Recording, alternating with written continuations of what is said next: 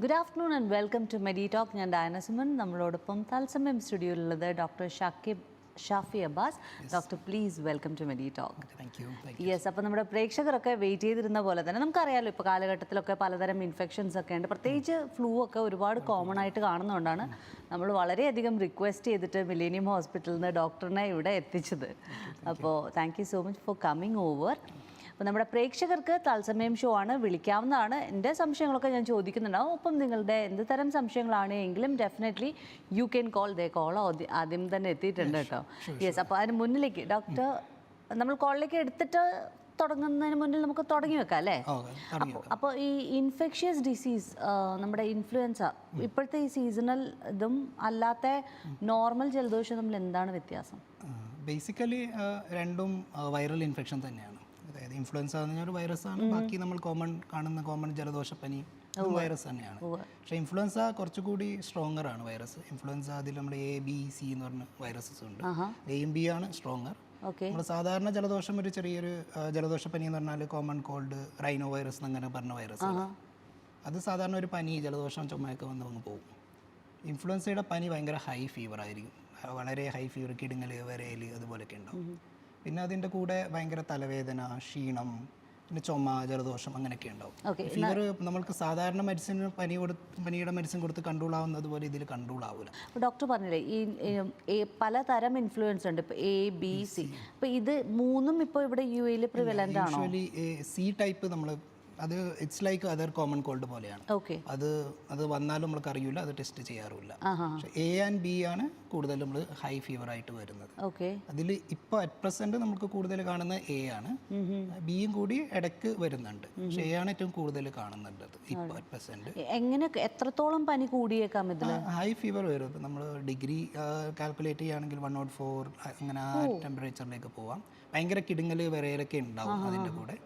നമ്മൾ സാധാരണ പാരസെറ്റമോൾ കൊടുത്തത് ഇത് റെസ്പോണ്ട് ചെയ്യൂല, അങ്ങനെ പ്രത്യേകിച്ച് കുട്ടികൾക്ക്. അപ്പോൾ അത് കാരണം അവർ ഭക്ഷണം എടുക്കൂല, ഭയങ്കര ക്ഷീണമായിരിക്കും, അതുകൊണ്ട് ഡീഹൈഡ്രേഷൻ, അങ്ങനെ ബുദ്ധിമുട്ടായിരിക്കും. നമ്മൾ ആദ്യത്തെ ഒരു 2-3 ദിവസങ്ങളിലായിരിക്കും ഈ ഏറ്റവും കൂടുതൽ ബുദ്ധിമുട്ടുള്ളത്. പിന്നെ അതങ്ങ് കുറഞ്ഞു വരും. നമുക്കൊരു കോളർ ഉണ്ട്, കോളിലേക്ക് പോയിട്ട് തിരിച്ചെത്താം. Hello, welcome to Meditalk. Hello, ഡോക്ടറോട് ചോദിച്ചോളൂ. കേൾക്കുന്നില്ലേ? കേൾക്കുന്നുണ്ട്, പറഞ്ഞോളൂ. എന്റെ മകന് വേണ്ടിട്ടായിരുന്നേ. ചോദിച്ചോളൂ. മകന് ഒരു 1 വീക്കായി കാലാവസ്ഥയാണോ അറിയില്ല, കോൾഡിന്റെ പ്രശ്നം. പനി പോകുന്നില്ല. പനി കുറഞ്ഞിട്ടില്ല 1 വീക്കായിട്ട്? ഇല്ല. ചുമയും ഉണ്ട്. ഓക്കെ, മരുന്നുകൾ എടുത്തുകൊണ്ടിരിക്കുകയാണോ? മരുന്ന് ഒരു 2 ഡേയ്സത്തെ മരുന്ന് മാത്രമേ കൊടുത്തു. ശ്വാസം എടുക്കാനുള്ള ബുദ്ധിമുട്ട് അങ്ങനെയൊന്നും ഇല്ലല്ലോ അല്ലേ? ഇല്ല. ഓക്കെ, നമ്മൾ നോർമലി ഏത് ഇൻഫെക്ഷൻ ആണെങ്കിലും 1 വീക്ക് ആണെങ്കിലും നമ്മളൊന്ന് ശ്രദ്ധിക്കണം. പനി 1 വീക്ക് തുടർച്ചയായി നിൽക്കുന്നുണ്ടെങ്കിൽ നമ്മൾക്കതൊന്ന് സ്പെഷ്യലിസ്റ്റിനെ കാണിച്ചിട്ട് അതിനുള്ള ടെസ്റ്റുകളൊക്കെ ചെയ്യണം. ഓക്കെ, എന്തുകൊണ്ടാണ് ഈ പനി ഇങ്ങനെ 1 വീക്ക്? സാധാരണ ഏത് ഇൻഫ്ലുവൻസ ആണെങ്കിൽ പോലും 1 വീക്ക് പനി ഉണ്ടാവില്ല. ഓക്കെ, 1 വീക്കിൽ എല്ലാം കുറഞ്ഞു വരണം. അപ്പോൾ അത്ര കുറഞ്ഞിട്ടില്ലെങ്കിൽ നമ്മൾക്ക് സീരിയസ് ആയിട്ടുള്ള വരുന്ന ഇൻഫെക്ഷൻ ഉണ്ടോ ഇല്ല എന്നുള്ളത് ഉറപ്പിക്കണം. അപ്പോൾ അതിനെന്തായാലും നിങ്ങളൊന്ന് സ്പെഷ്യലിസ്റ്റിനെ കൺസൾട്ട് ചെയ്യണം. 1 വീക്ക് നമ്മൾ സാധാരണ ജലദോഷപ്പനി എന്ന് വിചാരിച്ച് വെക്കരുത്. ചുമ മാത്രമാണെങ്കിൽ കുഴപ്പമില്ല, ചുമ കുറച്ച് നാൾ നിൽക്കാം. പക്ഷേ ശ്വാസം എടുക്കാനുള്ള ബുദ്ധിമുട്ടോ പനിയോ നിൽക്കുന്നുണ്ടെങ്കിൽ നിർബന്ധമായിട്ടും നിങ്ങൾ ഒരു കൺസൾട്ടേഷൻ ചെയ്യണം. ഓക്കെ, ചുമയാണ് മെയിനായിട്ട്. പനിയില്ല, ചുമ മാത്രമാണെങ്കിൽ, ശ്വാസം എടുക്കാൻ ബുദ്ധിമുട്ടില്ലെങ്കിൽ നമുക്ക് ചുമയുടെ കാരണം എന്താണെന്ന് നോക്കിയിട്ട് അതിനുള്ള ട്രീറ്റ്മെൻറ്റ് എടുക്കണം. അതിപ്പോൾ ചില കുട്ടികൾക്ക് ആസ്മ പോലെ വലിവ് പോലെ ആയിരിക്കും, അങ്ങനെയാണെങ്കിൽ നെബുലൈസേഷൻ മെഡിസിൻസ് എടുക്കണം. അല്ല, വലിവൊന്നുമില്ല, ചെറിയൊരു ചുമ മാത്രമാണെങ്കിൽ അലർജിയുടെ ചുമമായിട്ട് കാണാം, അതിന് ചുമയുടെ മരുന്ന് എടുത്താൽ മതി, പിന്നെ ഹോം റെമഡീസ് എടുത്താൽ മതി. Okay, thank you so much for calling. Take care. അപ്പോൾ എന്തായാലും ഡോക്ടർ ഷാഫി അബ്ബാസ് മിലേനിയം ഹോസ്പിറ്റലിൽ നിന്നാണ്, അബുദാബിയിൽ നിന്നാണ് വന്നിട്ടുള്ളത്. ഡോക്ടറുടെ അപ്പോയിൻമെൻറ്റ് നമ്പർ സ്ക്രീനിൽ കൊടുത്തിട്ടുണ്ട്. 026113333 എന്നുള്ള നമ്പറിൽ കോൺടാക്ട് ചെയ്ത് കഴിഞ്ഞാൽ ഡോക്ടറുടെ അപ്പോയിൻമെൻറ്റ് എടുക്കാവുന്നതാണ്.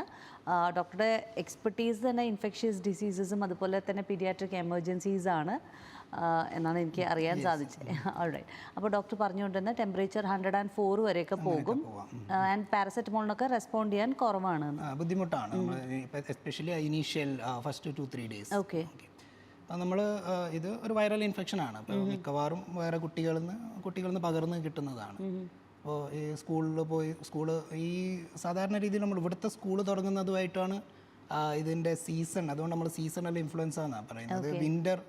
വിൻ്ററോ അല്ലെങ്കിൽ ഏർലി ഒരു ലേറ്റ് സമ്മർ, ഫോൾ ആ സീസണിലാണ് ഇത് കൂടുന്നത്. അതുകൊണ്ട് സ്കൂൾ തുടങ്ങുന്നത് ആ സീസൺ ആയതുകൊണ്ട് ആ സമയത്ത് ഭയങ്കരമായിട്ട് ഇത് ചെയ്യും, ഇൻഫെക്ഷൻ സ്പ്രെഡ് ചെയ്യും. നമ്മൾ കൊറോണ പോലെ അങ്ങ് ഭയങ്കരമായിട്ട് സ്പ്രെഡ് ചെയ്യും. ഓക്കെ. അപ്പോൾ ഈ നമ്മുടെ ഇൻഫ്ലുവൻസ ആണെങ്കിൽ ഇപ്പം നോർമലി സാധാരണ ജലദോഷം നമ്മൾ തുമ്മോ മൂക്കിലേക്കോ ഒക്കെ ചെയ്യുമ്പോൾ ജലദോഷമായിട്ട് ട്രീറ്റ് ചെയ്ത് പൊതുവെ ആശുപത്രി കൊണ്ടുപോകുന്നതൊന്നുമില്ല. ആൻഡ് ഈ ഒരു കേസിൽ ഇതിൻ്റെ സിവിയറിറ്റി വേറെ എന്തെങ്കിലും ആവാൻ ചാൻസ് ഉണ്ടോ? ഇതിന് കോംപ്ലിക്കേഷൻ ആവാം. സാധാരണ ജലദോഷ പനിയേക്കാളും കുറച്ച് കോംപ്ലിക്കേഷൻസ് കൂടുതൽ വരാൻ സാധ്യതയുള്ള അസുഖമാണ് ഇൻഫ്ലുവൻസ കുട്ടികൾക്ക് എസ്പെഷ്യലി. അപ്പോൾ നമ്മൾ എല്ലാവർക്കും നമ്മളിപ്പോൾ ഒരു ഹെൽത്തി ആയിട്ടുള്ള മുതിർന്ന ആൾക്കാർക്ക് സാധാരണ രീതിയിൽ ഇത് കോംപ്ലിക്കേഷൻ ഒന്നും വരില്ല. ഈ പനി വരും, അങ്ങനെ വന്ന് പോകത്തുള്ളൂ. പക്ഷേ കുട്ടികൾക്ക് എസ്പെഷ്യലി 5 വയസ്സ് താഴെയുള്ള കുട്ടികൾ, അതിലും 2 വയസ്സ് താഴെയുള്ള കുട്ടികൾ, അല്ലെങ്കിൽ വേറെ എന്തെങ്കിലും അസുഖം ഓൾറെഡി ഉള്ളവർ, ഇപ്പോൾ ആസ്മയോ ഹാർട്ടിൻ്റെ അസുഖമോ സീജറോ അങ്ങനെയൊക്കെ അസുഖമുള്ള കുട്ടികൾക്ക് ഇത് കുറച്ചുകൂടി കോംപ്ലിക്കേഷൻസ് വരാനുള്ള സാധ്യത കൂടുതലാണ്. കൂടുതലും നമ്മൾക്ക് കാണുന്നത് ഇയർ ഇൻഫെക്ഷൻസ് കാണും. നമ്മളിപ്പോൾ ഇൻഫ്ലുവൻസ പറഞ്ഞാൽ വൈറൽ ഇൻഫെക്ഷൻ ആണ്. പക്ഷേ ഇത് ഈ സമയത്ത് നമ്മളെ പ്രതിരോധം കുറയുന്ന സമയത്ത് കുട്ടികൾക്ക് ഇയർ ഇൻഫെക്ഷൻസ് വരാം. അതേപോലെ ന്യൂമോണിയ ആവാൻ സാധ്യതയുണ്ട്. അപ്പോൾ ഇങ്ങനെ കോംപ്ലിക്കേഷനുള്ള പോസിബിലിറ്റി ഉണ്ട്. പക്ഷേ നമ്മൾ അത് എല്ലാവർക്കും വരുന്നല്ല, പക്ഷെ അതിനുള്ള പോസിബിലിറ്റി ഉണ്ടെന്ന് മനസ്സിലാക്കി നമ്മളെന്തെങ്കിലും അതിനുള്ളൊരു സയൻസ് കാണുമ്പോൾ എത്രയും പെട്ടെന്ന് അതിനുള്ള ട്രീറ്റ്മെൻറ്റ് എടുത്തു കഴിഞ്ഞാൽ കംപ്ലീറ്റ്ലി ക്ലിയർ ആയി പോകും. എനിക്ക് ഒരു സംശയമായിട്ട് എപ്പോഴും ഉള്ളതാണ് ഡോക്ടർ. ഇപ്പം നമ്മൾ കുറച്ച് മുതിർന്ന കുട്ടികളാണെങ്കിൽ നമ്മൾ അവരോട് പറയും വായ പൊത്തിയിട്ട് ചുമയ്ക്കണം, അല്ലെങ്കിൽ സ്നീസ് ചെയ്ത് നമ്മൾ ടിഷ്യൂ വെച്ച് ക്ലീൻ ചെയ്തൊക്കെ എടുത്ത് മാറ്റാൻ കഴിയും. അതുപോലെ തന്നെ ആവി നമുക്ക് പിടിപ്പിക്കാൻ പറ്റും. പക്ഷെ ചെറിയ കുട്ടികളാവുമ്പോൾ, ഇപ്പോൾ ഒരു ഇൻഫൻസ് ഒക്കെ ആണെങ്കിൽ വീട്ടിനകത്ത് ഓൾറെഡി ഇതുപോലെ മുതിർന്ന കുട്ടിക്കൊക്കെ ഇങ്ങനെ ഇൻഫെക്ഷൻ ഉണ്ട് എങ്കിൽ അവർക്ക് വരാണ്ടിരിക്കാൻ നമുക്ക് എന്തെങ്കിലും ചെയ്യാൻ പറ്റുമോ? ഓക്കെ. അപ്പോൾ നമ്മൾ ഇത് ട്രീറ്റ്മെൻറ്റിനേക്കാളും ഏറ്റവും ഇമ്പോർട്ടൻ്റ് ആണ് ക്വസ്റ്റ്യൻ പ്രിവെൻഷനാണ്. അത് ട്രീറ്റ്മെൻറ്റ് ഡിഫിക്കൽട്ടാണ്, പ്രിവെൻഷനാണ് കമ്പാരിറ്റീവ്ലി ഈസിയർ. അപ്പോൾ നമ്മൾക്ക് ചെയ്യാൻ പറ്റുന്ന ഏറ്റവും ഇമ്പോർട്ടൻറ്റ് തിങ് എന്ന് പറഞ്ഞാൽ വാക്സിനേഷനാണ്. നമുക്ക് ഇൻഫ്ലുവൻസയ്ക്ക് വാക്സിൻ അവൈലബിൾ ആണ്. അത് 6 മാസത്തിൽ കൂടുതലുള്ള കുട്ടികൾക്ക് കൊടുക്കാം. അത് ഇയർലി വാക്സിൻ ആണ്. കാരണം ഇൻഫ്ലുവൻസ എല്ലാ വർഷവും ഇൻഫ്ലുവൻസ വൈറസസിൽ ചെറിയ ചേഞ്ചസ് വരും. അതുകൊണ്ട് അവരിങ്ങനെ മാറ്റം വരുത്തിക്കൊണ്ടിരിക്കും. അപ്പോൾ അതിനനുസരിച്ചിട്ട് വാക്സിനിൽ നമ്മൾ എല്ലാ വർഷവും മാറ്റം വരും. അപ്പോൾ അതുകൊണ്ട് ഇയർലി വാക്സിനേഷൻ ആണ്. ഇപ്പോൾ 9 വയസ്സ് താഴെയുള്ള കുട്ടികളാണെങ്കിൽ 2 വാക്സിൻ എടുക്കണം ഫസ്റ്റ് ടൈം എടുക്കുകയാണെങ്കിൽ. പിന്നെ എല്ലാ വർഷവും ഒരു വാക്സിൻ. അത് ഏകദേശം നമ്മൾ ഈ സെപ്റ്റംബർ ആ സമയത്താണ് പുതിയ വാക്സിൻ റിലീസ് ആവുന്നത്. ആ സമയത്ത് നമ്മൾ ആ വാക്സിൻ എടുക്കണം. ഓക്കെ. അപ്പോൾ അത് വെച്ച് നമുക്ക് പ്രിവെൻറ്റ് ചെയ്യാം. അതിപ്പോൾ വീട്ടിൽ കുട്ടികളുണ്ടെങ്കിൽ മുതിർന്ന ആൾക്കാരെടുത്തു കഴിഞ്ഞാൽ അവർ കൊണ്ടുവരുന്നത് കുറയും. അതേപോലെ സ്കൂളിൽ പോകുന്ന കുട്ടികളുണ്ടെങ്കിൽ അവരെടുത്തു കഴിഞ്ഞാൽ ചെറിയ കുട്ടികൾക്ക് വരുന്നതിനുള്ള സാധ്യത കുറയും. കുട്ടികൾ കൂടുതൽ സ്പ്രെഡ് ചെയ്യും വലിയവരെക്കാളും. കാരണം അവർ ഇമ്മ്യൂണിറ്റി അധികം ഇല്ലാത്തത് കൊണ്ട് അവർ സ്പ്രെഡ് ചെയ്യാനുള്ള സാധ്യത കൂടുതലാണ്. പിന്നെന്ന് ചെയ്യാൻ പറ്റുന്നത് നമുക്ക് എല്ലാവർക്കും അറിയാം, സോഷ്യൽ ഡിസ്റ്റൻസിങ് നമ്മൾ കുറേ അനുഭവം ഉള്ളതാണ്. ചെറിയ കുട്ടികൾക്ക് അതുകൊണ്ടാണ് അവർ. പക്ഷേ മുതിർന്ന കുട്ടികൾ അല്ലെങ്കിൽ ബാക്കിയുള്ള കുട്ടികൾ അവർ സ്കൂളിൽ നിന്ന് വന്നു കഴിഞ്ഞാൽ അവർക്ക് എനിവേ പനി വല്ലതും ഉണ്ടെങ്കിൽ മാറ്റി നിർത്തുക. പനിയോ ഇത് ഏതെങ്കിലും ഒരു നമ്മളെ റെസ്പിറേറ്ററി ഇൻഫെക്ഷൻ്റെ സൈൻസ് ഉണ്ട്, മാറ്റി നിർത്തുക. മാസ്ക് ഉപയോഗിക്കുക, ഹാൻഡ് വാഷ് ഉപയോഗിക്കുക, വെന്റിലേഷൻ കൊടുക്കുക. ഇങ്ങനെയൊക്കെ ചെയ്തു കഴിഞ്ഞാൽ ആ ഇൻഫെക്ഷൻ വരാതിരിക്കാനുള്ള സാധ്യതയുണ്ട്. പിന്നെ വാക്സിനേഷൻ. അതേപോലെ സ്കൂളിലും എല്ലാ കുട്ടികളും അസുഖമുള്ള കുട്ടികളെ സ്കൂളിൽ വിടാതിരിക്കുക. അപ്പം അവിടെ സ്പ്രെഡ് ആവില്ല. അത് പലപ്പോഴും പാരന്റ്സ് മടിക്കണ കാര്യമാണ്. അവർക്ക് അവരുടേതായ ബുദ്ധിമുട്ടുകൾ ഉണ്ടാവും. ബട്ട് അതാണ് ഏറ്റവും എഫക്റ്റീവായിട്ട് നമുക്ക് സ്കൂളിൽ ചെയ്യാൻ പറ്റുന്നത്. പിന്നെ ഇതേപോലെ സ്കൂളിലുള്ള സ്റ്റാഫിനാണെങ്കിലും അവരും വാക്സിനേറ്റ് ചെയ്യുക. അവരും കുട്ടികൾക്ക് അവർ പറഞ്ഞു കൊടുത്തു കഴിഞ്ഞാൽ കുട്ടികൾ പിന്നെയും അനുസരിക്കും. അപ്പം അങ്ങനെ സ്കൂളിൽ അവർക്ക് നല്ല റോളുകളാണ് സ്കൂൾ ഹെൽത്തിലുള്ള സ്റ്റാഫ്സിൽ. ഓൾറൈറ്റ്. അപ്പോൾ നമ്മളിപ്പോൾ ഓൾറെഡി പ്രിവെൻഷൻ കഴിഞ്ഞു. ഇനി ഒരു വീട്ടിൽ ട്രീറ്റ്മെൻറ്റ് എന്തൊക്കെയാണ് ഇപ്പോൾ ഇൻഫ്ലുവൻസ ആണ് എങ്കിൽ കൊടുക്കാൻ ചാൻസ്? നമ്മളിപ്പം ഏത് പനി വന്നു കഴിഞ്ഞാൽ നമ്മൾ ആദ്യം പനിയുടെ മരുന്നുകളൊക്കെ കൊടുക്കും. പക്ഷേ ഒരു ദിവസം 24 hours ഹൈ ഫീവറാണ്, ഈ പനിയുടെ മരുന്ന് കൊടുത്തിട്ട് കുട്ടിക്ക് കുറയില്ല, തലവേദന, ഭയങ്കര ക്ഷീണം, ആ ഒരു സിറ്റുവേഷനിൽ നമ്മൾക്ക് അങ്ങനെ എന്തെങ്കിലും ഒരു ഡൗട്ട് ഉണ്ടെങ്കിൽ ഉറപ്പായിട്ടും ഹോസ്പിറ്റലിൽ പോകണം. ഓക്കെ. ടെസ്റ്റ് നിർബന്ധമല്ല, പക്ഷേ ടെസ്റ്റ് ചെയ്ത് പോസിറ്റീവ് ആണെങ്കിൽ മരുന്ന് കൊടുക്കണം. ചിലപ്പോൾ ഡോക്ടേഴ്സ് അവർക്ക് ടെസ്റ്റ് ചെയ്യാതെ തന്നെ നമ്മൾ സിംറ്റംസ് എല്ലാം കറക്റ്റായിട്ട് ഫിറ്റ് ചെയ്യുന്നുണ്ടെങ്കിൽ മരുന്ന് കൊടുക്കും. അപ്പോൾ അതിന് നമ്മൾ ഒബ്വിയസ്ലി നമ്മൾ പനിയുടെ മരുന്ന്, ജലദോഷം, ചുമയുടെ മരുന്നുകളൊക്കെ കൊടുക്കും. അതിൻ്റെ കൂടെ നമുക്ക് ഇൻഫ്ലുവൻസയ്ക്കെതിരെ മരുന്നുണ്ട്, ആൻറ്റി വൈറൽ മരുന്നുണ്ട്, ഒസൽടാമിവിർ. നമുക്ക് 5 days ആയിട്ട് കൊടുക്കാൻ പറ്റും. നമുക്ക് അതിലേക്ക് വരാം. അടുത്തൊരു കോളർ വരുന്നുണ്ട്. നമസ്കാരം, മെഡി ടോക്കിലേക്ക് സ്വാഗതം. ഇതാരാണ്? ഹലോ, ശോഭ. യെസ്, പറഞ്ഞോളൂ. ഹലോ, കോൾ കണക്റ്റഡ് ആണ് ചേച്ചി. ധൈര്യമായിട്ട് ഡോക്ടറോട് ചോദിച്ചോളൂ. ഞാൻ എന്റെ മോളുടെ കുട്ടിയുടെ ഒരു കാര്യം ചോദിക്കാനാണ്. പനി സംബന്ധമല്ല, ഭയങ്കരമായിട്ട് കണ്ണു ചൊറിയ, മൂക്ക് ചൊറിയ. അവർക്ക് അവളുടെ അച്ഛനൊക്കെ ചെറുതില്, പിന്നെ അവളുടെ അച്ഛമ്മയ്ക്കൊക്കെ അങ്ങനെ ഉണ്ട്. ഇപ്പൊ മുന്നേ ഒന്നും അങ്ങനെ ഉണ്ടായിരുന്നില്ല. ഇപ്പൊ കുറച്ച് ദിവസമായിട്ട് ഭയങ്കരമായിട്ട് മൂക്ക് ചൊറിയലും കണ്ണു ചൊറിയലും. എത്ര പ്രായം? 8 വയസ്സ്. 8 വയസ്സ്. ഓക്കെ. ഇത് 8 വയസ്സ് കഴിഞ്ഞപ്പോ 9 വയസ്സിലേക്ക് കടന്നു. ഓക്കെ. ആസ്മ പോലെ വല്ല ബുദ്ധിമുട്ടുണ്ടോ? അതൊന്നും ഇല്ല. അത് അവർക്ക് അവളുടെ അച്ഛന് ചെറുതിലുണ്ടായിരുന്നു, അച്ഛമ്മയ്ക്ക് ഇടയ്ക്ക് വരാറുണ്ട്. അവൾക്ക് ഇതുവരെ ആസ്മ പോലെയൊന്നും വന്നിട്ടില്ല. ഓക്കെ. ഇത് സ്ട്രോങ് ഒരു ഫാമിലി ഹിസ്റ്ററി പ്ലസ് കുഞ്ഞിനുള്ള അലർജിയാണിത്. നമ്മൾ അലർജിക് റൈനൈറ്റിസ് എന്ന് പറയും. ചോദിക്കാൻ വന്നത് എന്താ വെച്ചാൽ അതിപ്പോ ഇങ്ങനെ നമ്മൾ എന്തെങ്കിലും മുൻകരുതലായിട്ട് ഇങ്ങനെ ചെയ്യാൻ പറ്റുമോ എന്നാണ് ചോദിക്കുന്നത്. അത് അലർജി ഉണ്ടാക്കുന്നത് നിങ്ങൾക്ക് എന്തെങ്കിലും സ്പെസിഫിക്കലി വീട്ടിൽ എന്തെങ്കിലും കാണുന്നുണ്ടെങ്കിൽ ചിലപ്പോൾ പൊടിയാവാം, ചിലപ്പോൾ തണുപ്പാവാം, അല്ലെങ്കിൽ ചില ഭക്ഷണ പദാർത്ഥങ്ങളാവാം. അപ്പോൾ ഇത് എന്തെങ്കിലും ഉണ്ടെങ്കിൽ അത് കുറയ്ക്കുക, അതിൻ്റെ എക്സ്പോഷർ കുറയ്ക്കുക. പിന്നെ ബുദ്ധിമുട്ട് കൂടുതലുണ്ടെങ്കിൽ നമുക്ക് അതിന് ട്രീറ്റ്മെൻ്റ് ഉണ്ട്. അതിന് ഇപ്പോൾ നെയ്സൽ സ്പ്രേ ഉപയോഗിക്കാൻ പറ്റും. അതേപോലെ അലർജിയുടെ മെഡിസിൻസ് ഉണ്ട്, അത് കുറച്ച് നാളെടുക്കേണ്ടി വരും.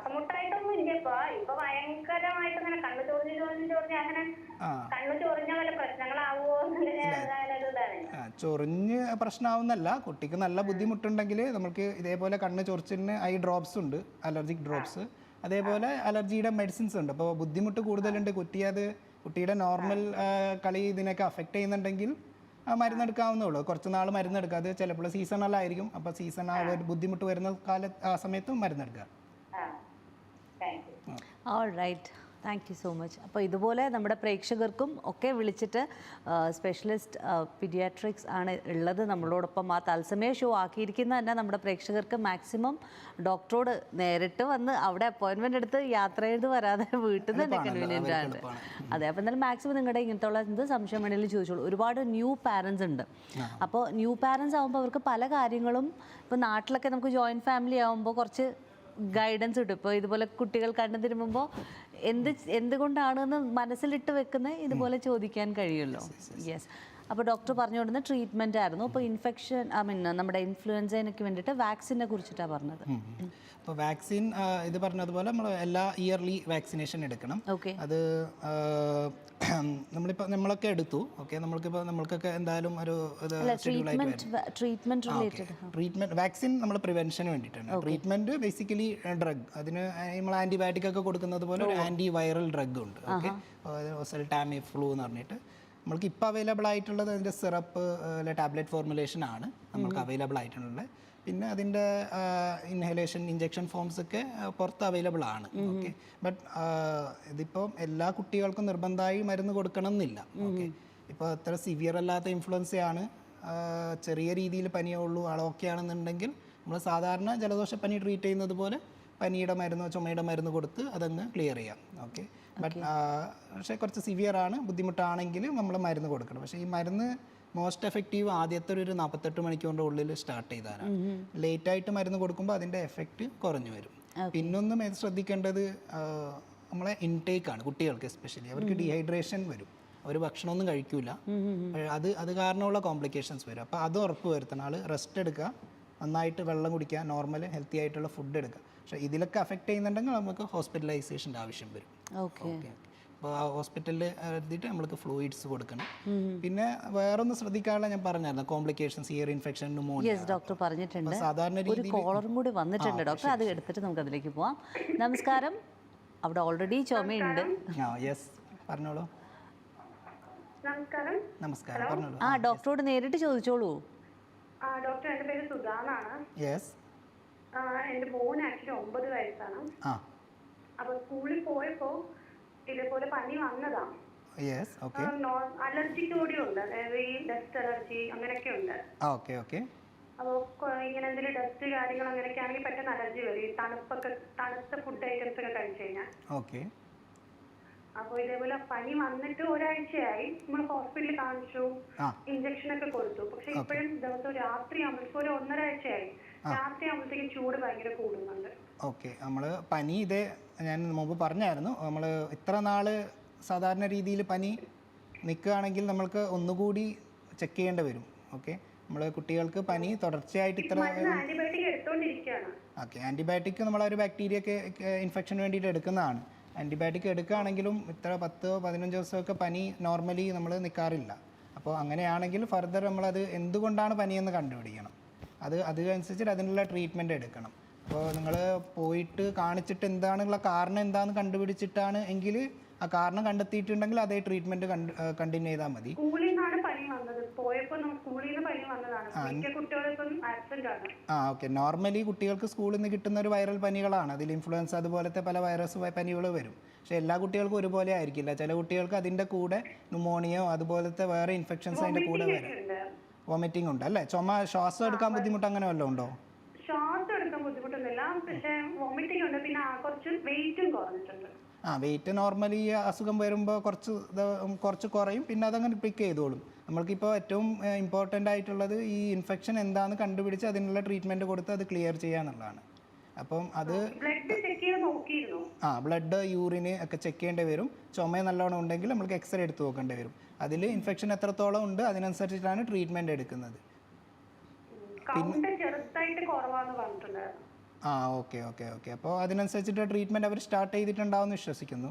വേറൊന്നും ശ്രദ്ധിക്കേണ്ട പറഞ്ഞാൽ പനി, ചൂട്, ചൂട് നിങ്ങൾ നമ്മൾ മനസ്സിലാക്കുന്ന ചൂട് ശരിക്കും പനിയാണോ എന്ന് ഉറപ്പ് നമുക്ക് പറയാൻ പറ്റത്തില്ല. അങ്ങനെയെങ്കിൽ എപ്പോഴും മെഷർമെൻറ്റ് ചെയ്ത് കഴിഞ്ഞാൽ നമ്മൾ എക്സാക്ട്ലി പനി എത്രത്തോളം ഉണ്ട്, അതിപ്പോൾ ഇന്ന് എങ്ങനെയാണ് നാളെ എങ്ങനെയാണെന്ന് അറിയാൻ പറ്റും. എപ്പോഴും ഒരു തെർമോമീറ്റർ ഉപയോഗിച്ചിട്ട് നമ്മൾ മെഷർ ചെയ്യുക, എന്നിട്ട് എത്ര ടെമ്പറേച്ചർ എന്ന് അറിയുക. അപ്പോൾ ഇന്ന് നാളെ മറ്റന്നാൾ, അപ്പോൾ അതിനനുസരിച്ചിട്ട് നമുക്ക് റിയൽ പനിയാണോ, ആ പനി കൂടുന്നുണ്ടോ കുറയുന്നുണ്ടോ എന്ന് അറിയാൻ പറ്റും. അപ്പോൾ അത് റിയലായിട്ട് ടെമ്പറേച്ചർ അങ്ങനെ നിൽക്കുകയാണ്, പ്ലസ് അത് കൂടിക്കൊണ്ട് വരികയാണെങ്കിൽ നമ്മൾ ഫർദർ ടെസ്റ്റുകൾ ചെയ്യേണ്ടി വരും, ബാക്കി കൂടുതൽ ബുദ്ധിമുട്ടുണ്ടോ എന്ന് അറിയാനായിട്ട്. ഇനിയിപ്പോൾ അല്ല, പനിയൊന്നും ഇല്ല, ചെറിയൊരു ചൂട് പോലെ ഫീൽ ചെയ്യുകയാണെങ്കിൽ കുഴപ്പമില്ല, ബാക്കി ആക്റ്റീവാണ്, ഭക്ഷണം എടുക്കുന്നുണ്ട്, ശ്വാസം മുട്ടൊന്നുമില്ല എങ്കിൽ നിങ്ങളധികം വറി ചെയ്യേണ്ട ആവശ്യമുണ്ട്. അല്ല, പനി വന്നപ്പോഴും കുറവുണ്ടാവും, പിന്നെ അത് കഴിഞ്ഞ് അത് നോർമലായി വരണം. Okay. Thank you so much for calling. അപ്പോൾ ഇതുപോലെ നമ്മുടെ പ്രേക്ഷകർക്ക് വിളിക്കാവുന്നതാണ്. നിങ്ങളുടെ ഇപ്പോൾ നമ്മുടെ topic of discussion infectious influenza ആണ് എങ്കിലും മറ്റ് സംശയങ്ങൾ വേണേലും ഡോക്ടറോട് ചോദിക്കാവുന്നതാണ്. അല്ല, ഡോക്ടറുടെ നേരിട്ട് അപ്പോയിൻമെൻറ്റ് എടുക്കാനാണെങ്കിൽ സ്ക്രീനിൽ നമ്പറുണ്ട്, +971 2611 3333 എന്നുള്ള നമ്പറിൽ ഡോക്ടറുടെ അപ്പോയിൻമെൻറ്റ് എടുക്കാവുന്നതാണ്. മിലേനിയം ഹോസ്പിറ്റലിലാണ്, അബുദാബിയിലാണ്. യെസ് ഡോക്ടർ, ഇപ്പോൾ നമ്മൾ ട്രീറ്റ്മെൻറ്റിനെ കുറിച്ച് പറഞ്ഞുകൊണ്ടിരിക്കുകയായിരുന്നു. ഓക്കെ. അപ്പോൾ ട്രീറ്റ്മെൻറ്റിൽ ഞാൻ പറഞ്ഞു, നമ്മൾ വൈറസിനെതിരെ മരുന്ന് കൊടുക്കും, പിന്നെ അതേപോലെ ഫ്ലൂയിഡ്സ് കൊടുക്കേണ്ടി വരും. പിന്നെ നമ്മൾ നോർമലി ഏത് ഇൻഫ്ലുവൻസ് ആണെങ്കിൽ പോലും ഒരു 2-3 ദിവസത്തിൽ നമ്മൾ എക്സ്പെക്ട് ചെയ്യുന്നതാണ് പനി അങ്ങ് കുറഞ്ഞു വരും. പിന്നെ ഒരു ടോട്ടൽ ഒരു 5 to 7 days ആണ് അതിൻ്റെ ഒരു ഡ്യൂറേഷൻ. ഓക്കെ. അതിൽ ഒരുവിധം നോർമലായി വരും. പിന്നെ ടോട്ടൽ മേ ബി 2 weeks എടുക്കും കംപ്ലീറ്റ്ലി ഹെൽത്തി ആയി വരാൻ. ബട്ട് ഒരിക്കൽ മാറിയ പനി വീണ്ടും വരുന്നുണ്ട്, അല്ലെങ്കിൽ പനി മാറാതിരിക്കുന്നുണ്ട്, അങ്ങനെയാണെങ്കിൽ നമ്മൾ ഈ കോംപ്ലിക്കേഷൻസ് വല്ലതും ഉണ്ടോ എന്നുള്ള എക്സ്പെക്ട് ചെയ്യണം. അങ്ങനെയാണ് നമ്മൾക്ക് ബാക്കി ടെസ്റ്റുകൾ ചെയ്ത്, ബ്ലഡ് ടെസ്റ്റ് നമ്മൾ ചെയ്യും, അല്ലെങ്കിൽ എക്സ്റേ ബുദ്ധിമുട്ടനുസരിച്ചിട്ട് ചെയ്യും. അതിനിപ്പോൾ ചിലപ്പോൾ ഈ സെക്കൻഡറി നമ്മളൊരു ബാക്ടീരിയ വൈറസ് ഇൻഫെക്ഷൻ വന്നു കഴിഞ്ഞ് കഴിഞ്ഞാൽ നമ്മളെ പ്രതിരോധം കുറച്ചങ്ങ് കുറയും, നമ്മളെ സെൽസിലൊക്കെ കുറച്ച് ചെറിയ ഡാമേജ് ഒക്കെ വരും. ആ സമയത്ത് ഈ കുട്ടികൾക്ക് സ്പെഷ്യലി ബാക്ടീരിയ ഇൻഫെക്ഷൻസ് വരാനുള്ള സാധ്യതയുണ്ട്. അപ്പോൾ അങ്ങനെ ഉണ്ടെങ്കിൽ നമുക്ക് ആൻറ്റിബയോട്ടിക് കൂടി എടുക്കേണ്ടി വരും. അപ്പോൾ ആ ഒരു സിറ്റുവേഷൻ അനുസരിച്ചിട്ട് നമ്മൾ ട്രീറ്റ്മെൻറ്റ് വ്യത്യാസം വരുത്തേണ്ടി വരും. അതെ ഡോക്ടർ, ഇപ്പോൾ കുട്ടികളിൽ മാത്രമല്ല, ഇപ്പോൾ മൊത്തത്തിൽ നമ്മളിപ്പോൾ ഒരു 100 പേരെ എടുത്ത്, 100 വേണ്ട 10 പേരെ എടുത്ത് കഴിഞ്ഞാൽ ഒരു 5 പേർക്കെങ്കിലും തുമ്മലും ജലദോഷവും ഏതെങ്കിലും രീതിയിലുണ്ട്. അപ്പോൾ ഇവിടെ കുറച്ച് റീസെൻ്റ് നമ്മൾ കണ്ടുവരുന്നത് വെച്ച് കഴിഞ്ഞാൽ ചില ആളുകൾക്ക് ഇപ്പോൾ ഇന്ന് പനിയുണ്ട്, അപ്പോൾ ഡോക്ടറെ കണ്ടു, മരുന്നെടുത്തു, ചികിത്സ കഴിഞ്ഞ് ഒരു 2 days കഴിയുമ്പോൾ ദിൽ ബി ഫൈൻ. 2-3 days കഴിയുമ്പോൾ പനിയൊന്നും ഇല്ല, ചുമ മാത്രം നിൽക്കും. അത് കഴിഞ്ഞൊരു 2-3 days കഴിയുമ്പോൾ പിന്നെയും പനിക്കുകയാണ്. സോ അല്ല, അത്ര ഫ്രീക്വൻ്റ് ആയിട്ട് നമ്മൾ പനി വരുന്നുണ്ടെങ്കിൽ that's not normal. Okay.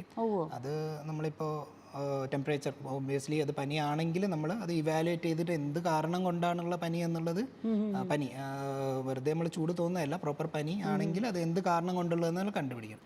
Usually പനി എന്ന് പറഞ്ഞാൽ ഒരു ഇൻഫെക്ഷൻ വരുമ്പോഴാണ് പനി വരുന്നത്. അത് ഇപ്പോൾ വൈറസ് ആവാം, ബാക്ടീരിയ ആവാം, പല കാരണങ്ങളും ഉണ്ട്. അപ്പോൾ അത് എവിടെയാണ് നമ്മളിപ്പോൾ ശരീരത്തിൽ ഇൻഫെക്ഷൻ വരുന്നത്? ഇപ്പം നമ്മൾ സാധാരണ ജലദോഷപ്പനി എന്ന് പറഞ്ഞാൽ മൂക്കിൽ നമ്മൾ അപ്പർ റെസ്പിറേറ്ററി എന്ന് പറയും, ലങ്സിലാവാം, യൂറിനിലാവാം, അങ്ങനെ എന്ത് കാരണം കൊണ്ടുള്ളതെന്ന് കണ്ടുപിടിക്കണം. എന്നിട്ട് അതിനുള്ള ട്രീറ്റ്മെൻറ്റ് കൊടുക്കും. അല്ലാതെ അതിന് നമ്മൾ പനിയാണ് കുഴപ്പമില്ല എന്ന് പറഞ്ഞ് വിടാൻ പറ്റില്ല. നോർമലി ഇപ്പോൾ ഫസ്റ്റ് ടൈം പനി വരുമ്പോൾ 2-3 ദിവസം വരെ വെയിറ്റ് ചെയ്യാം. ബട്ട് വീണ്ടും വരികയാണെങ്കിൽ ഒബ്വിയസ്ലി നമുക്കത് ചെക്ക് ചെയ്യണം. ഡോക്ടർ, ഇപ്പോൾ പനി ഇൻഫ്ലുവൻസയുടെ ഒക്കെ പനിയാകുമ്പോൾ നല്ല കടുപ്പുള്ള പനിയാണെന്ന് പറഞ്ഞില്ലേ, അപ്പോൾ നമ്മൾ ഈ പനിയെ എങ്ങനെ വീട്ടിൽ, ഇപ്പോൾ ഡോക്ടറെ കണ്ടു തുടങ്ങി ട്രീറ്റ്മെൻറ്റ് എങ്ങനെ നമുക്ക് മാനേജ് ചെയ്യാൻ സാധിക്കും വീട്ടിൽ? ഓക്കെ, അപ്പോൾ നമുക്ക് പനി ബേസിക്കലി പനി ഇപ്പോൾ പ്രത്യേകിച്ച് ഇൻഫ്ലുവൻസ് ഒക്കെ പനി വരുമ്പോൾ തന്നെ സ്ട്രോങ് പനിയായിരിക്കും. അപ്പോൾ നമ്മൾ പനിയെ കൺട്രോൾ ചെയ്യാന്ന് പറഞ്ഞാൽ അതിനുള്ള മെഡിസിൻസ് ഉണ്ട്. ഫസ്റ്റ് മെഡിസിൻസ് പാരസിറ്റമോളാണ് നമ്മൾ ഒബ്വിയസ്ലി എല്ലാവർക്കും അറിയാവുന്ന മെഡിസിൻസ്. അപ്പോൾ പാരസിറ്റമോൾ നമ്മൾ കൊടുക്കും. അതിൻ്റെ കൂടെ നമുക്ക് ഈ ടെമ്പറേച്ചർ പനി എന്ന് പറഞ്ഞാൽ ബോഡിയുടെ റെസ്പോൺസാണ്. അകത്തൊരു ബാക്ടീരിയ വൈറസ് കയറി കഴിഞ്ഞാൽ ബോഡിയുടെ റെസ്പോൺസാണ്. അപ്പോൾ നമ്മൾ ആ ടെമ്പറേച്ചർ, കുട്ടികൾ ഭയങ്കര ഇറിറ്റബിൾ ആയിരിക്കും പനി. നമ്മൾ മരുന്നൊന്നും കൊടുത്തില്ലെങ്കിൽ അവർക്ക് അതിൻ്റേതായ ബുദ്ധിമുട്ടും, ചില കുട്ടികൾക്ക് ഈ പനി കൂടിക്കഴിഞ്ഞാലുള്ള വേറെ കോംപ്ലിക്കേഷൻസ് വരാറുണ്ട്. അതുകൊണ്ട് നമ്മളെപ്പോഴും പനിയെ കൺട്രോൾ ചെയ്യും. അതിന് പാരസിറ്റമോൾ അല്ലാതെ പിന്നെ നമ്മൾക്ക് നെക്സ്റ്റ് ഇപ്പോൾ ചില പനികൾ പാരസിറ്റമോൾ കൊടുത്താൽ കുറയത്തില്ല. അപ്പോൾ നമ്മൾക്ക് കുട്ടികൾക്ക് വേറെ കൊടുക്കാൻ പറ്റുന്ന ഇഞ്ചക്ഷനേക്കാളും നമ്മൾ പ്രിഫർ ചെയ്യുന്നത് സപ്പോസിറ്ററി ആണ്. ഈ പാരസിറ്റമോളിൻ്റെ തന്നെ സപ്പോസിറ്ററി ഉണ്ട്. അതല്ലാതെ വേറെ കുറച്ചുകൂടി പവറായിട്ട് നമ്മൾ ഇബുപ്രൂഫൻ അല്ലെങ്കിൽ ഡൈക്ലോഫിനാക്ക് എന്നൊക്കെ പറയുന്ന മരുന്നുണ്ട്. അത് പക്ഷേ ഡോക്ടറിൻ്റെ പ്രിസ്ക്രിപ്ഷൻ ഇല്ലാതെ ഡയറക്റ്റ്ലി ഉപയോഗിക്കുന്നത് നല്ലതല്ല. ഓക്കെ, എന്നാലും ഒന്ന് കാണിച്ച് ആ ഒരു സിറ്റുവേഷനിൽ കാണിച്ചിട്ട് അതിനുള്ള മെഡിസിൻസ് കൂടി എടുത്ത് കഴിഞ്ഞാൽ പനി ഒന്ന് കൺട്രോൾ ചെയ്യാം. അതല്ലാതെ നമ്മൾ എന്തായാലും ചെയ്യുന്നതാണ് തുടച്ചെടുക്കുക. പനി എന്ന് പറഞ്ഞാൽ ബോഡിയുടെ ടെമ്പറേച്ചർ കൂടിയിരിക്കുകയാണ്. അപ്പോൾ നമ്മൾക്ക് വെള്ളം ഉപയോഗിച്ച് തുടച്ചെടുക്കുക, ബോഡി മൊത്തം തുടയ്ക്കുക. നമുക്ക് നോർമൽ വാട്ടർ ആണോ അതോ തണുത്ത വെള്ളമാണോ? ആക്ച്വലി നമ്മൾ ലോജിക്കലി ചിന്തിക്കുകയാണെങ്കിൽ ടെമ്പറേച്ചർ കുറയാൻ തണുത്ത വെള്ളമാണ് ഏറ്റവും നല്ലത്. പക്ഷേ കുട്ടികൾ വിറയ്ക്കും അത് തണുത്ത വെള്ളം പെട്ടെന്ന് അതാകുമ്പോൾ. അപ്പോൾ അത് കാരണം ആ ഡിസ്കംഫർട്ട് ഒഴിവാക്കാൻ നമ്മൾ നോർമൽ ടെമ്പറേച്ചർ വാട്ടർ അല്ലെങ്കിൽ ചെറിയൊരു വാമത്തുള്ള ഒരു വാട്ടർ വെച്ചിട്ട് കണ്ടിന്യൂ ടെപ്പിഡ് സ്പഞ്ചിങ് ചെയ്തുകൊണ്ടിരിക്കുക. ഓക്കെ, അങ്ങനെ ടെമ്പറേച്ചർ നമുക്ക് കൺട്രോൾ ചെയ്യാം. പിന്നെ നന്നായിട്ട് ഹൈഡ്രേറ്റ് ചെയ്യാം. പനിയുള്ള സമയത്ത് നമ്മൾ ഡീഹൈഡ്രേഷൻ ആവും, ബോഡിക്ക് വാട്ടർ കണ്ടന്റ് കൂടുതൽ വേണം. അപ്പോൾ നമ്മൾ കൂടുതൽ വെള്ളം കുടിപ്പിക്കുക. വെള്ളം കുടിപ്പിക്കുക. ജ്യൂസോ ORS കുടിക്കുകയാണ്, ORS, അങ്ങനെ ഹൈഡ്രേറ്റ് നന്നായിട്ട് ചെയ്യാം. ഓക്കെ, ഇങ്ങനെയൊക്കെ നമ്മൾ പനിയെ മാനേജ് ചെയ്യും. പിന്നെ ഒബ്വിയസ്ലി ബാക്കി മാനേജ്മെൻറ്റ് ആ ബുദ്ധിമുട്ടനുസരിച്ചിട്ട് ചെയ്യണം. ഓക്കെ ഡോക്ടർ, ഇപ്പോൾ ചില കേസസിൽ ഈ പാരസെറ്റമോൾ പോലത്തെ മരുന്നുകൾ ചില ആളുകൾക്ക്, ഇപ്പോൾ കുട്ടികളാവട്ടെ, ചില ആളുകൾക്കത് കുറച്ച് ഹെവി ആണെന്ന് ഫീൽ ചെയ്യും. അപ്പോൾ അങ്ങനെയുള്ള കേസസിൽ ഈ പാരസെറ്റമോൾ അല്ലാണ്ട് വേറെ ഓപ്ഷൻസ് ഉണ്ടോ? അതാണ്, പാരസെറ്റമോളാണ് കമ്പാരിറ്റീവ്ലി നമ്മൾക്ക് സേഫർ ഒരു ലൈറ്റർ മെഡിസിൻ. അതുകൊണ്ടാണ് അത് പബ്ലിക്കലി ഭയങ്കരമായിട്ട് അവൈലബിൾ. അൺലെസ് നമ്മൾക്കതൊരു ലിവർ പ്രോബ്ലം ഉള്ള ആൾക്ക് മാത്രമേ നമുക്ക് പാരസെറ്റമോളിൽ കുറച്ച് കെയർഫുൾ ആയിരിക്കേണ്ടത്. പിന്നെ ഒന്ന് അലർജി, ചിലവർക്ക് വളരെ അപൂർവമായിട്ട് പാരസെറ്റമോളിന് അലർജി ഉണ്ടാവും. അങ്ങനെയുള്ളവർക്കും നമുക്ക് പാരസെറ്റമോൾ ഒഴിവാക്കേണ്ടി വരും. പിന്നെ അതുള്ളത് ഇബുപ്രൂഫൻ, അത് NSAID, അത് കുറച്ചുകൂടി സ്ട്രോങ്ങർ മെഡിസിൻ ആണ്. സ്ട്രോങ്ങർ മീൻസ് പവർഫുൾ ആണ്, പെട്ടെന്ന് പനിയെ കൺട്രോൾ ചെയ്യാൻ ഹെൽപ്പ് ചെയ്യും. ബട്ട് അതിന് അതേതായ ചെറിയ ചെറിയ സൈഡ് എഫക്റ്റ്, കുഴപ്പം അങ്ങനെ മേജർ അല്ല, എന്നാലും കുറച്ച് പാരസെറ്റമോളിനേക്കാളും കുറച്ചുകൂടി സൈഡ് എഫക്ട്സ്, അതായത് ഗ്യാസ്ട്രൈറ്റിസ്, അങ്ങനെയൊക്കെ പ്രോബ്ലംസ് വരാം. എന്നും ഏത് മെഡിസിനും ഇതുപോലെ, ഇതൊക്കെ നമ്മളെ ടെമ്പററി റിലീഫ് മെഡിസിൻ ആണ്. കണ്ടിന്യൂസ് കൊടുക്കാനുള്ളതല്ല. നമ്മൾ മാക്സിമം 2-3 ഡേയ്സ് അതിൽ നമ്മൾ സ്റ്റോപ്പ് ചെയ്തിരിക്കണം.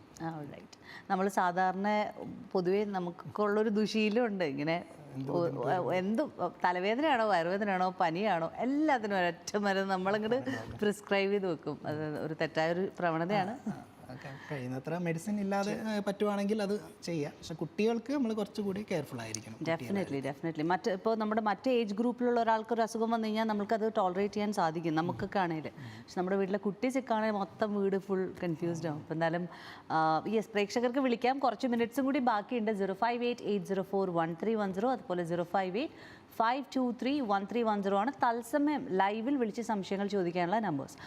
ഡോക്ടർ, ഇപ്പോൾ ഡോക്ടറുടെ കാഴ്ചപ്പാടിൽ ഏറ്റവും കൂടുതൽ കുട്ടികൾക്ക് ഇപ്പോൾ ഇൻഫെക്ഷൻസ് പകരുക സ്കൂളിൽ നിന്നാണല്ലോ, സ്കൂൾ അല്ലെങ്കിൽ കിൻഡർ ഗാർഡൻ. അപ്പോൾ അവിടെ എന്ത് ചെയ്ത് കഴിഞ്ഞ് കഴിഞ്ഞാൽ നമുക്ക് ഇതൊന്ന്, വാട്ട് ഈസ് ദെയർ റോൾ, എന്ത് ചെയ്യാൻ കഴിയും ദാറ്റ് മറ്റുള്ളവർക്കൊന്നും അസുഖം വരാണ്ടിരിക്കാൻ? Okay, sure. അത് മേജർ നമ്മൾക്ക് കുട്ടികൾക്ക് കൂടുതലും ഇൻഫെക്ഷൻസ് വരുന്നത് ഈ സമയത്താണ്. സ്കൂൾ, നമ്മൾ ഹോസ്പിറ്റൽസ് പോയി നോക്കിയാൽ അറിയാം, സ്കൂൾ അടച്ച സമയത്ത് ഭയങ്കര പേഷ്യൻസ് കുറവായിരിക്കും. പക്ഷേ സ്കൂൾ തുറന്നു കഴിഞ്ഞാൽ ഭയങ്കര കൂടുതലാണ് ഇൻഫെക്ഷൻ. അപ്പോൾ പക്ഷേ സ്കൂളിൽ വിടാതിരിക്കാൻ പറ്റത്തില്ല നമുക്ക്. ഓക്കെ, അപ്പോൾ നമുക്ക് ഒന്ന് ചെയ്യാൻ പറ്റുന്നത് വാക്സിനേഷൻ. ഓക്കെ, എല്ലാ എലിജിബിൾ ആയിട്ടുള്ളവർക്കെല്ലാം വാക്സിനേഷൻ കൊടുക്കുക. അതായത് നോർമൽ റൂട്ടീൻ വാക്സിനേഷൻസ് ഉണ്ട്, അതല്ലാതെ ഇതുപോലെ എക്സ്ട്രാ നമുക്ക് ഇൻഫ്ലുവൻസ അതുപോലത്തെ ഇൻഫെക്ഷൻസിന് വാക്സിനേഷൻ അവൈലബിൾ ആയിട്ടുള്ള വാക്സിൻസ് കൊടുക്കാം. പിന്നൊന്ന് കുട്ടികൾക്ക് ഈ സോഷ്യൽ ഡിസ്റ്റൻസിങ്ങും മാസ്ക് ഉപയോഗിക്കാൻ അതിൻ്റെ ഇമ്പോർട്ടൻസ് പഠിപ്പിച്ചു കൊടുക്കാം. പിന്നെ സ്കൂളിൽ ഇതേപോലെ സ്റ്റാഫ്സും എല്ലാവരും വാക്സിനേറ്റ് ചെയ്യുക. അവർക്ക് ഏതെങ്കിലും സ്റ്റാഫിനാണെങ്കിലും കുട്ടിക്കാണെങ്കിലും അസുഖം ഉണ്ടെങ്കിൽ അവർ മാറി നിൽക്കുക. ഓക്കെ, മാറി സെപ്പറേറ്റ് ആയിട്ട് ഒരു ഇരിക്കാൻ ഇതുണ്ട്, ഒരു സെറ്റിംഗ് ഉണ്ടെങ്കിൽ അങ്ങനെ ഉപയോഗിക്കാം.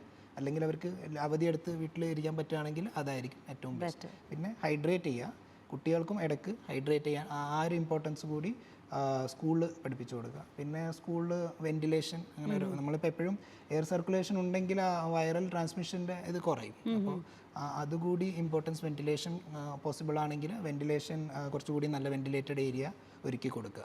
ഇത്ര ചെയ്യാൻ പറ്റും. ഇതേപോലെ സ്കൂളിൽ മാത്രം സ്കൂളിലല്ല, കൊണ്ടുപോകുമ്പോഴേ ഇപ്പോൾ ബസ്സിലാണെങ്കിലും ഡ്രൈവേഴ്സായ അവരൊക്കെ കോണ്ടാക്ട് വരുന്നത്. അപ്പോൾ അവരെയും ഇതേപോലെ എഡ്യൂക്കേറ്റ് ചെയ്യുക, അവർക്ക് വേണ്ട പ്രൊട്ടക്റ്റീവ് തിങ്സ് നമുക്ക് പ്രൊവൈഡ് ചെയ്യുക. ഇങ്ങനെയൊക്കെ ചെയ്തു കഴിഞ്ഞാൽ നമുക്ക് ആ ഇൻഫെക്ഷൻ്റെ സ്പ്രെഡ് കുറയ്ക്കാൻ പറ്റും.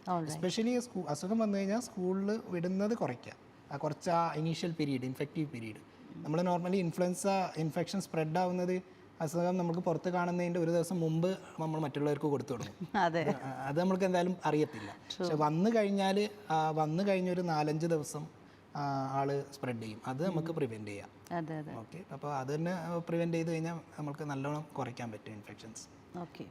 ആൻഡ് ഡോക്ടർ, ഇപ്പോൾ നമ്മളിപ്പോൾ ഹോം ആൻഡ് ഇൻറ്റീരിയർ ഷോപ്സിലൊക്കെ പോകുമ്പോൾ പലതരം എയർ പ്യൂരിഫയർ എന്ന് പറഞ്ഞിട്ടുള്ള ഡിവൈസുകൾ കാണാൻ കിട്ടും.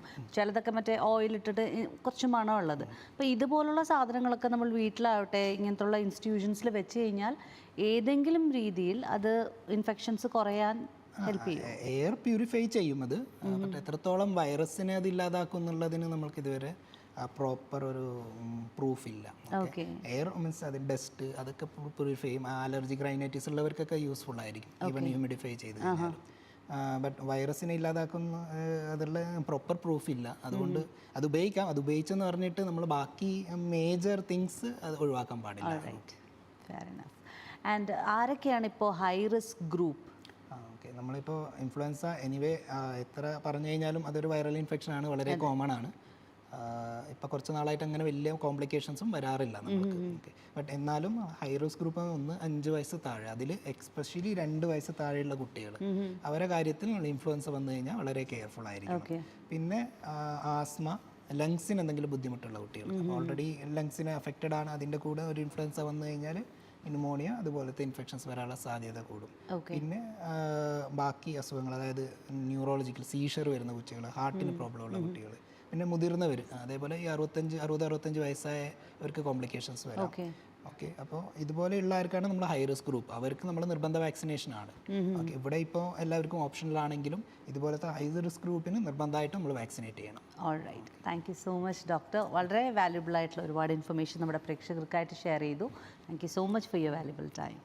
Thank you so much. Yes, അപ്പോൾ നമ്മളോടൊപ്പം തത്സമയം ഉണ്ടായിരുന്നത് doctor Shakib Shafi Abbas, specialist paediatrics from Millennium hospital Abu Dhabi. ഡോക്ടറുടെ അപ്പോയിൻമെൻറ്റ് നമ്പർ സ്ക്രീനിൽ കൊടുത്തിട്ടുണ്ട്. കുട്ടികളുടെ ഇൻഫെക്ഷ്യസ് ഡിസീസസ് മാത്രമല്ല പീഡിയാട്രിക് എമർജൻസീസിലും പ്രാവീണ്യമുള്ള ഡോക്ടറാണ്. സോ ഡെഫിനറ്റ്ലി നമ്പർ ഒന്ന് സേവ് ചെയ്ത് വെച്ചേക്കാം. So until we meet you, this is Dana Sivan signing off with Dr. Shakib from MediTalk.